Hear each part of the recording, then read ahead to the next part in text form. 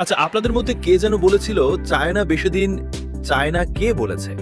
চোখের পলকে বিশাল সব বিল্ডিং, মাইলের পর মাইল লম্বা ব্রিজ কোথায় হচ্ছে? এসব আর কেউ না, আমাদের প্রতিবেশী চীন, চায়নাতে। তারা যেন ইঞ্জিনিয়ারিং এর জাদুকর। আজ আমরা দেখব তাদের এমন কিছু অবিশ্বাস্য নির্মাণ যা দেখলে আপনিও বলবেন, এও কি সম্ভব? প্রথমেই আসি শিয়ং আং স্মার্ট সিটির কথা।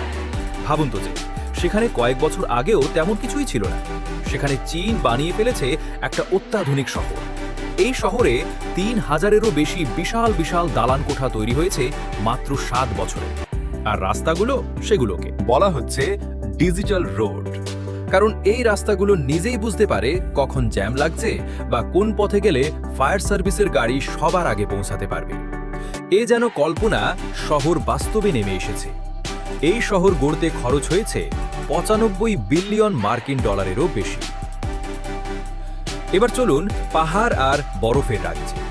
তিব্বতের কথা তো আমরা সবাই জানি, কি ভীষণ উঁচু আর দুর্গম জায়গা। চীন সেই কঠিন পাহাড় কেটেই বরফের রাজ্যের বুক চিরে তৈরি করেছে এক অবিশ্বাস্য রেল লাইন, সিচুয়ান তিব্বত রেলওয়ে। এই রেল লাইন বানাতে ইঞ্জিনিয়ারদের কি যে কষ্ট করতে হচ্ছে। কখনো বরফের ঝড়, কখনো ভূমিধস, আবার কখনো অনেক উঁচুতে শ্বাস নিতেও কষ্ট। কিন্তু সব ব্যথা জয় করে তারা এগিয়ে চলেছে। এই রেল লাইন পুরো চালু হলে আগে যেখানে দুর্গম পথে যেতে ৩৬ ঘন্টা লাগত, সেখানে ট্রেনে করে মাত্র ১৩ ঘন্টায় পৌঁছানো যাবে। ১৯ দিনে ৫৭ তলা বিল্ডিংয়েও কি সম্ভব? বন্ধুরা, একটা ৫৭ তলা উঁচু বিল্ডিং বানাতে সাধারণত কয়দিন সময় লাগতে পারে? কয়েক বছর তো বটেই, তাই না? কিন্তু শুনলে অবাক হবেন, চীনে একটা দল মাত্র ১৯ দিনে একটা আস্ত ৫৭ তলা বিল্ডিং বানিয়ে ফেলেছে। হ্যাঁ, আপনি ঠিকই শুনেছেন, এই বিল্ডিংটার নাম মিনি স্কাই সিটি। আর এটা সম্ভব হয়েছে কারণ তারা বিল্ডিংয়ের বেশিরভাগ অংশ কারখানায় আগে থেকে বানিয়ে নিয়ে এসেছে। তারপর শুধু একটার সাথে আরেকটা জুড়ে দিয়েছে, অনেকটা বাচ্চাদের ব্লক মেলানোর মতো। আর মজবুত হয়েছে তেমনি। বলা হচ্ছে এই বিল্ডিং রিক্টার স্কেলে ৯ মাত্রার ভূমিকম্পেও টিকে থাকবে। এবার এমন এক ব্রিজের কথা বলবো যা দেখলে মনে হবে মেঘের দেশে বেড়াতে এসেছেন।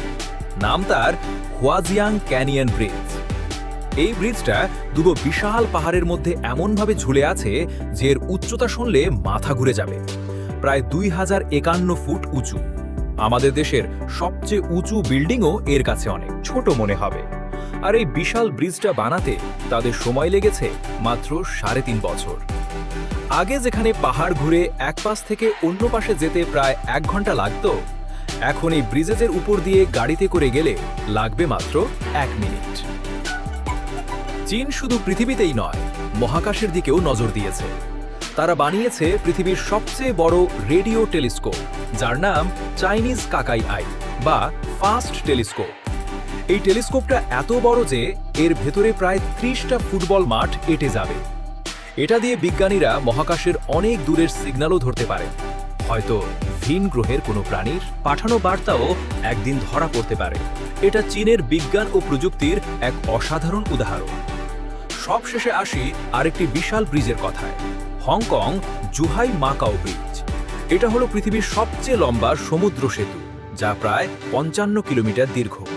এই ব্রিজটা শুধু সমুদ্রের উপর দিয়েই যায়নি, এর একটা অংশ আবার সমুদ্রের তলা দিয়ে টানেল হয়েও গেছে।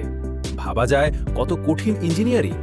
এই ব্রিজটা বানানোর সময় হাজার হাজার ইঞ্জিনিয়ার একসাথে কাজ করেছেন, আর অনেক অনেক নতুন প্রযুক্তিও আবিষ্কার হয়েছে।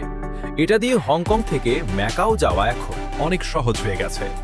তো বন্ধুরা, দেখলেন তো চীনের ৭টি অবিশ্বাস্য নির্মাণ কাজ। তারা কিভাবে একের পর এক অসম্ভবকে সম্ভব করে পৃথিবীকে তাক লাগিয়ে দিচ্ছে। তাদের এই কাজের গতি, পরিকল্পনা আর সাহস সত্যিই শেখার মতো। আপনাদের কাছে কোন প্রকল্পটি সবচেয়ে বেশি অবাক করার মতো লেগেছে অবশ্যই কমেন্ট করে জানাবেন। আর ভিডিওটি ভালো লাগলে লাইক এবং শেয়ার করতে ভুলবেন না। আজকের মতো এখানেই বিদায় নিচ্ছি।